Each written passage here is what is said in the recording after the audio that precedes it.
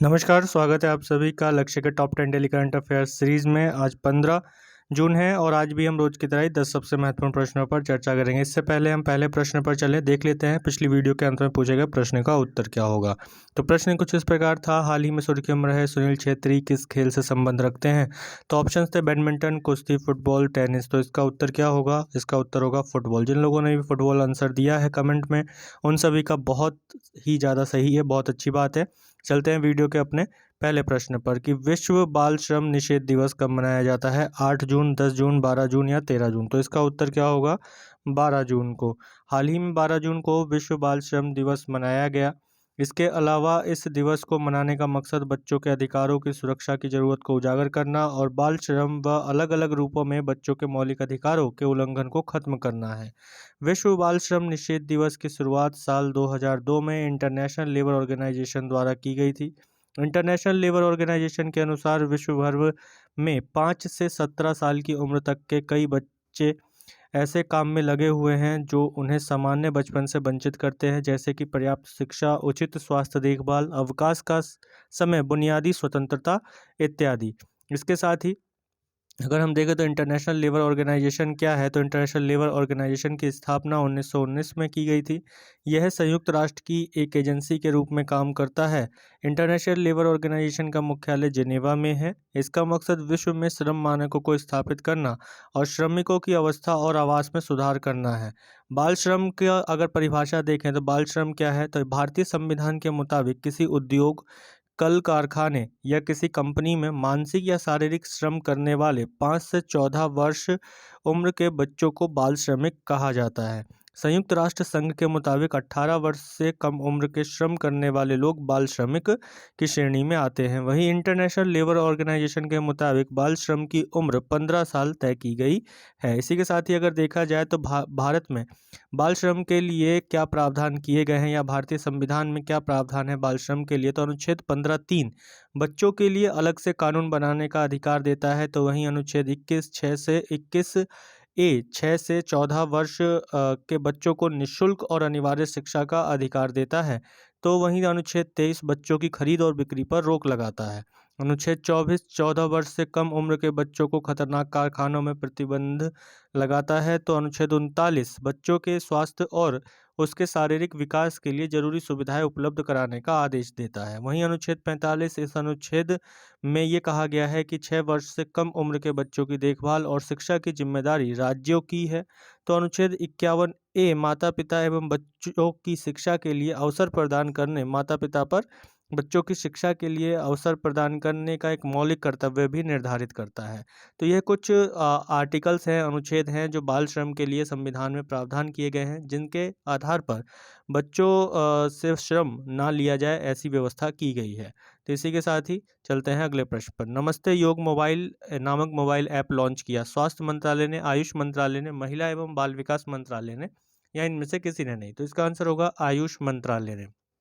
11 जून 2021 को 7वें अंतर्राष्ट्रीय योग दिवस के लिए कंटेनर रेजर इवेंट के दौरान नमस्ते योग नामक एक मोबाइल एप्लीकेशन लॉन्च किया। यह ऐप योग को समर्पित है। इस कार्यक्रम का आयोजन आयुष मंत्रालय द्वारा मोरारजी देसाई राष्ट्रीय योग संस्थान के सहयोग से किया गया। इस अवसर पर राज्य आयुष मंत्री स्वतंत्र प्रभार श्री किरण रिजिजू ने अंतर्राष्ट्रीय योग दिवस 2021 पर दूरदर्शन पर लगभग 10 दिवसीय श्रृंखला और एक श्रृंखला में केंद्रीय संदेश be with yoga be at home पर प्रकाश डाला। इसके साथ ही अंतर्राष्ट्रीय योग दिवस हर साल 21 जून को मनाया जाता है।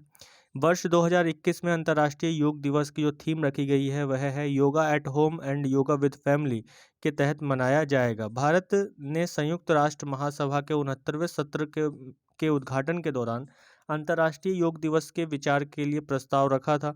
संयुक्त राष्ट्र ने दिसंबर 2014 में प्रस्ताव पारित किया और 21 जून को अंतर्राष्ट्रीय योग दिवस के रूप में घोषित किया है। पहला योग दिवस 2015 में राजपथ नई दिल्ली में मनाया गया था। इसमें 35,985 लोगों के साथ दुनिया का सबसे बड़ा योग सत्र होने का गिनीज वर्ल्ड रिकॉर्ड बनाया भी गया। इसी के साथ ही अगला और एक और महत्वपूर्ण प्रश्न कि अंतर्राष्ट्रीय एल्बिनिज्म जागरूकता दिवस कब मनाया जाता है? तो ऑप्शन है 10 जून, 12 जून, 13 जून या 15 जून। तो इसका आंसर होगा 13 जून। हर साल अंतर्राष्ट्रीय एल्बिनिज्म जागरूकता दिवस 13 जून को मनाया जाता है। यह दुनिया भर में एल्बिनिज्म के प्रभावित व्यक्तियों के मानवाधिकारों का जश्न मनाने के लिए किया जाता है। इसकी थीम है स्ट्रेंथ बियॉन्ड ऑल ऑड्स। तो रंगहीनता यानी कि रंजकहीनता भी इसे बोलते हैं। एल्बिनिज्म इसका वैज्ञानिक रूपांतरण है। एल्बिनिज्म आनुवांशिक रूप से विरासत में मिलता है। ये गैर संक्रामक है और इसके परिणामस्वरूप त्वचा, आँखों या बालों में रंजकता की कमी होती है, यानी कि पिगमेंटेशन कम होता है, यानी कि रंगों की कमी होती है। यदि माता पिता दोनों में एल्बिनिज्म का जीन है तो जो जन्म के समय बच्चा भी उससे प्रभावित हो सकता है। इसके अलावा अगला प्रश्न है हमारा कि व्यापार और विकास पर संयुक्त राष्ट्र सम्मेलन की पहली महिला अध्यक्ष कौन बनी? रेबेका ग्रिन्सस्पैन, अवनी सिंह, रेवांडा परेरा या इनमें से कोई नहीं। तो इसका आंसर होगा रेबेका ग्रिन्सपैन। तो संयुक्त राष्ट्र महासभा के ने व्यापार और विकास पर संयुक्त राष्ट्र सम्मेलन के अध्यक्ष पद के लिए रेबेका ग्रिन्सपैन के नामांकन को मंजूरी दे दी है। यह कोस्टा रिका की अर्थशास्त्री हैं। यह जिनेवा स्थित संगठन संयुक्त राष्ट्र महासभा व्यापार और विकास पर संयुक्त राष्ट्र सम्मेलन का नेतृत्व करने वाली पहली महिला और मध्य अमेरिकी होंगी। महासचिव एंटोनियो गुतरेस द्वारा उन्हें यूनाइटेड नेशंस के कॉमर्स एंड ट्रेड के लिए महासचिव के रूप में नामित किया है। व्यापार और विकास पर संयुक्त राष्ट्र सम्मेलन क्या है? तो यह 1964 में स्थायी अंतर सरकारी निकाय के रूप में स्थापित किया गया था।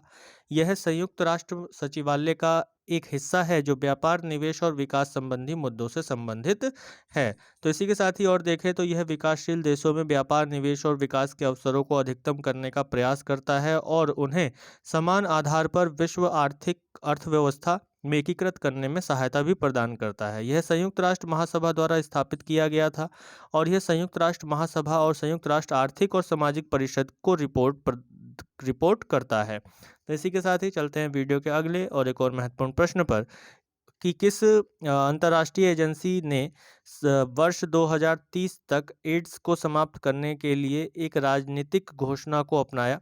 संयुक्त राष्ट्र महासभा, विश्व स्वास्थ्य संगठन, राष्ट्रीय एड्स नियंत्रण संस्था या इनमें से कोई नहीं।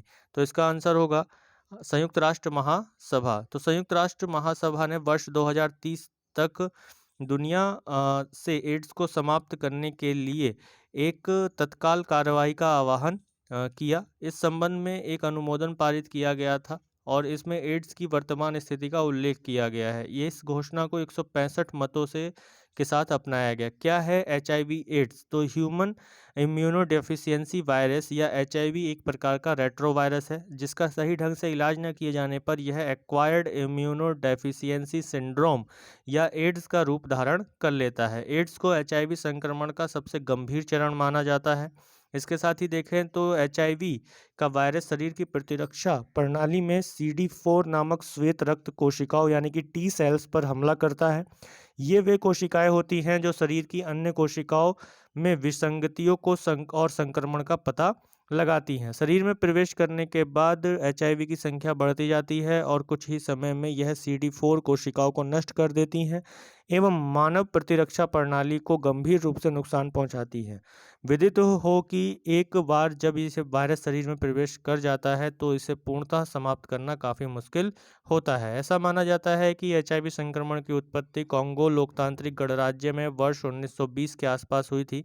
वर्ष 1959 में HIV के पहले ज्ञात मामले की पुष्टि एक ऐसे व्यक्ति में की गई जिसकी मृत्यु कॉन्गो में हुई थी। इस विषय पर हुए अनुसंधानों से ज्ञात होता है कि अमेरिका में यह वायरस सर्वप्रथम 1968 में पहुंचा था। तो इसी के साथ ही अगला और एक और महत्वपूर्ण प्रश्न हमारा कि इलाहाबाद हाई कोर्ट के नए चीफ जस्टिस के रूप में निम्न में से किसे नियुक्त किया गया? Justice Rahul Sachdeva, justice Sanjay Yadav, justice Pramod Yadav, justice Anil Kumar. तो इसका आंसर होगा जस्टिस संजय यादव।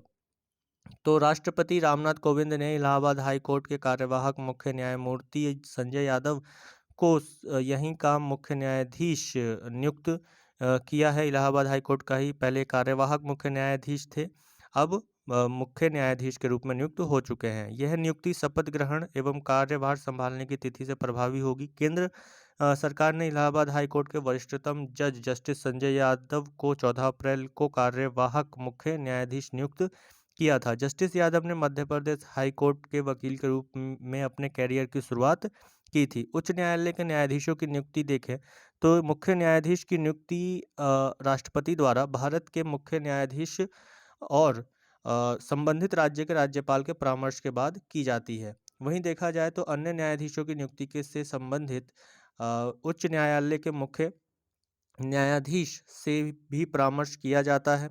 उच्च न्यायालय के न्यायाधीशों की योग्यता पर एक दृष्टि डालें तो वह भारत का नागरिक होना चाहिए, उसे भारत के न्यायिक कार्य में 10 वर्ष का अनुभव हो या वह उच्च न्यायालय में लगातार 10 वर्ष तक अधिवक्ता रह चुका हो। संविधान में उच्च न्यायालय के न्यायाधीश की नियुक्ति के लिए कोई न्यूनतम आयु सीमा निर्धारित नहीं की गई है। न्यायाधीशों के कार्यकाल पर दृष्टि डालें तो संविधान में उच्च न्यायालय के न्यायाधीशों का कार्यकाल निर्धारित नहीं किया गया है, लेकिन 62 वर्ष की आयु तक पद पर वह बना रहता है। उसकी आयु के से संबंधित किसी भी प्रश्न का निर्णय राष्ट्रपति भारत के मुख्य न्यायाधीश के परामर्श से करता है, लेकिन राष्ट्रपति का निर्णय अंतिम होता है। मुख्य न्यायाधीश द्वारा दिए गए परामर्श बाध्यकारी नहीं होते हैं। तो इसी प्रकार चलते हैं वीडियो के अगले और एक और महत्वपूर्ण प्रश्न पर कि भारत के निम्न में से किस राज्य को एनीमिया मुक्त भारत सूचकांक की 2020-21 की रिपोर्ट में शीर्ष स्थान प्राप्त हुआ? शीर्ष स्थान प्राप्त हुआ बिहार, झारखंड, मध्य प्रदेश या उत्तर प्रदेश। तो इसका आंसर होगा मध्य प्रदेश। मध्य प्रदेश को एनीमिया मुक्त भारत सूचकांक की 2020-21 की रिपोर्ट में शीर्ष स्थान प्राप्त हुआ। एनीमिया मुक्त भारत सूचकांक 2020-21 की राष्ट्रीय रैंकिंग में हिमाचल प्रदेश ने अपने 57.1 स्कोर के साथ तीसरा स्थान हासिल किया। ओडिशा दूसरे स्थान पर रहा। तो एनीमिया मुक्त भारत सूचकांक के स्कोर में हिमाचल प्रदेश वर्ष 2018-19 में 18वें स्थान पे था और अभी ये वर्तमान में तीसरे स्थान पर आ गया है। एनीमिया यानी कि रक्त की कमी, यह एक ऐसी स्थिति होती है जिसमें शारीरिक रक्त की जरूरतों को पूरा करने के लिए लाल रक्त कोशिकाओं की संख्या या उसकी ऑक्सीजन वहन क्षमता अपर्याप्त होती है।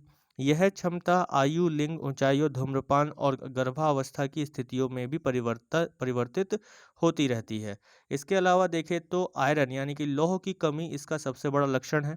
इसके साथ ही फोलेट, विटामिन B12 और विटामिन ए की कमी, दीर्घकालीन सूजन और जलन, परजीवी संक्रमण और आनुवांशिक विकार भी एनीमिया के कारण हो सकते हैं। एनीमिया की गंभीर स्थिति में थकान, कमजोरी, चक्कर आना और सुस्ती इत्यादि समस्याएं होती हैं। गर्भवती महिलाएं और बच्चे इससे विशेष रूप से प्रभावित होते हैं। तो इसी के साथ ही चलते हैं वीडियो के अपने अगले प्रश्न पर कि हाल ही में सड़क सुरक्षा संगठन के 2 उत्कृष्टता केंद्रों का उद्घाटन किसने किया? पीएम नरेंद्र मोदी, राजनाथ सिंह, अमित शाह, निर्मला सीतारमन। तो इसका आंसर होगा राजनाथ सिंह। रक्षा मंत्री राजनाथ सिंह। हाल ही में भारत सरकार के रक्षा मंत्री राजनाथ सिंह ने सड़क सुरक्षा और सड़क निर्माण को बढ़ावा देने के लिए सीमा सड़क संगठन के 2 उत्कृष्टता केंद्रों का उद्घाटन किया। भारत सरकार के रक्षा मंत्री ने हाल ही में सीमा सड़क संगठन द्वारा स्थापित 2 उत्कृष्टता केंद्रों को देश को समर्पित किया। इन केंद्रों की स्थापना सड़क सुरक्षा में उत्कृष्टता प्राप्त करने के साथ साथ सड़कों, पुलों, हवाई क्षेत्रों और सुरंगों के निर्माण में वृद्धि को बढ़ावा देने के लिए की गई। सीमा सड़क संगठन के उत्कृष्टता केंद्रों के बारे में देखें तो सीमा सड़क संगठन के ये 2 उत्कृष्टता केंद्र हैं: सड़क सुरक्षा और जागरूकता के लिए उत्कृष्टता केंद्र और सड़कों, पुलों, वायु क्षेत्रों और सुरंगों के लिए उत्कृष्टता केंद्र। इस सड़क सुरक्षा और जागरूकता के लिए उत्कृष्टता केंद्र का उद्देश्य सड़क दुर्घटनाओं के विश्लेषण के साझाकरण के माध्यम से सड़क सुरक्षा के बारे में जागरूकता पैदा करना और बहुमूल्य जीवन बचाने के तरीके सुझाना है।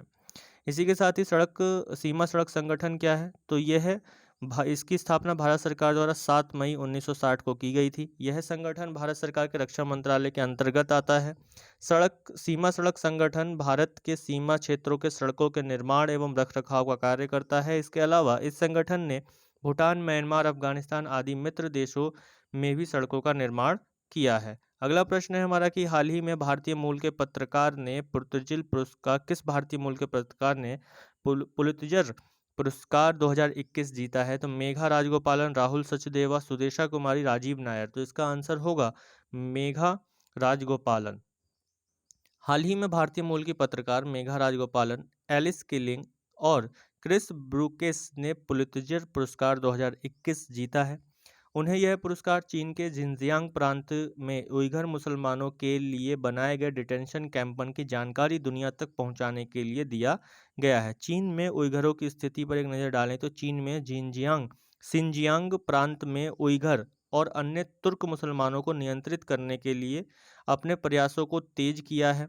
इसके लिए चीन ने कई प्रकार के कार्यक्रम शुरू किए हैं। इसमें महिलाओं की नसबंदी, शिविरों में बड़े पैमाने पर इंटर्नशिप, जबरन श्रम कार्यक्रम, व्यापक तकनीकी और मानव निगरानी इत्यादि शामिल है। हालांकि चीन इन सभी आरोपों को खारिज करता है।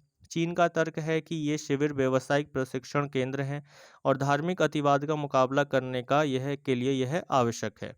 इसके अलावा पुलित्जर पुरस्कार क्या है, इस पर दृष्टि डालें तो पुलित्जर पुरस्कार अमेरिका में अखबार, मैगजीन, ऑनलाइन पत्रकारिता, साहित्य और संगीत के लिए दिया जाता है। इसकी स्थापना 1917 में की गई थी। यह पुरस्कार 21 श्रेणियों में दिया जाता है। प्रत्येक विजेता को एक प्रमाण पत्र और $15,000 इनाम स्वरूप दिए जाते हैं। इस पुरस्कार का नाम जोसेफ पुलित्जर के नाम पर रखा गया था। वे एक अमेरिकी समाचार प्रकाशक थे। तो इसी के साथ ही चलते हैं वीडियो के अगले और एक और महत्वपूर्ण प्रश्न पर कि विश्व रक्तदान दिवस कब मनाया जाता है? 12 जून, 14 जून, 16 जून या 18 जून। तो इसका आंसर होगा 14 जून को। तो विश्व रक्तदान दिवस 14 जून को मनाया जाता है दुनिया भर में। इसकी थीम है give blood and keep the world breathing. मई 2005 में 58वीं विश्व स्वास्थ्य सभा के दौरान दुनिया भर के स्वास्थ्य मंत्रियों ने सर्वसम्मति से स्वैच्छिक रक्तदान के प्रति अपनी प्रतिबद्धता और समर्थन की घोषणा की। उन्होंने विश्व रक्तदाता दिवस को एक वार्षिक कार्यक्रम के रूप में नामित किया। तो यह डेट ही क्यों डिसाइड की गई? यह दिवस 14 जून 1968 को कार्ल लैंडस्टनर, जो एक ऑस्ट्रेलियाई जीव विज्ञानी, चिकित्सक और प्रतिरक्षा विज्ञानी थे, के जन्म दिवस की सालगिरह पर मनाया जाता है। ठीक है, तो इसी कारण जो है 14 जून को क्या मनाया जाता है? विश्व रक्तदाता दिवस मनाया जाता है, क्योंकि 14 जून को कार्ल लैंडस्टनर का जन्म दिवस है। तो 1868 में उनका जन्म हुआ था। इसी के साथ ही आज के वीडियो का अंत में पूछा गया प्रश्न है कि नामेरी राष्ट्रीय उद्यान किस राज्य में स्थित है? असम, अरुणाचल प्रदेश, मणिपुर, सिक्किम। तो इस प्रश्न का उत्तर आप सभी लोग कमेंट बॉक्स में जरूर दीजिएगा। वीडियो के अंत तक बने रहने के लिए आप सभी का बहुत बहुत धन्यवाद। वीडियो आप लोगों को अच्छी लगी हो, आपके लिए लाभदायक सिद्ध हो, तो इसके लिए लाइक, शेयर और सब्सक्राइब करना ना भूलें।